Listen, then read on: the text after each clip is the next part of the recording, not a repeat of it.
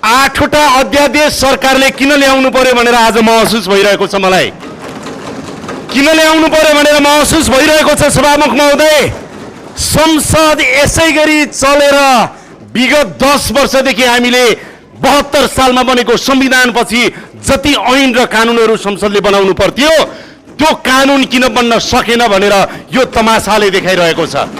त्यसकारणले संसदीय तमासा जुन रूपमा हामीले देखाइरहेका छौं सधैँ सकारात्मक मात्रै हुँदैन।